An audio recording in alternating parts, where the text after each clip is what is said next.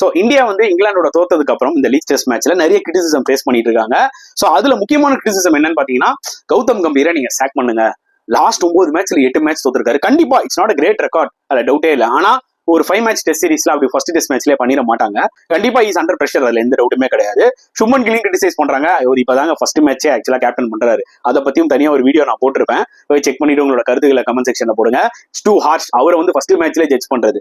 என்னோட ஒரு மிகப்பெரிய ஒரு கவலை என்னன்னு பாத்தீங்கன்னா, அதே கோச்சிங் ஸ்டாஃப்ல மார்னே மார்கல்னு ஒருத்தர் இருக்காரு, போலிங் கோச். ஓகேங்களா, சவுத் ஆப்பிரிக்கனோட எக்ஸ் பிளேயர், சூப்பர் போலர், அதுல டவுட்டே கிடையாது.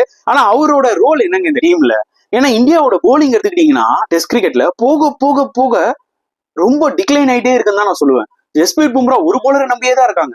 மத்த போலர்ஸ்னால ஒரு 6 பாலுக்கு ஒரே லைன்ல போட முடியலன்னா அப்போ போலர்ஸ் மேலேயும் மிஸ்டேக் நம்ம சொல்லி ஆகணும். பிளஸ் அந்த போலிங் கோச் என்ன பண்றாரு? சோ கம்பீர் கில் எல்லாம் சொல்றதுக்கு முன்னாடி மார்னே மார்கலோட ரோல் என்னன்றது என்னோட ஒரு கேள்வி.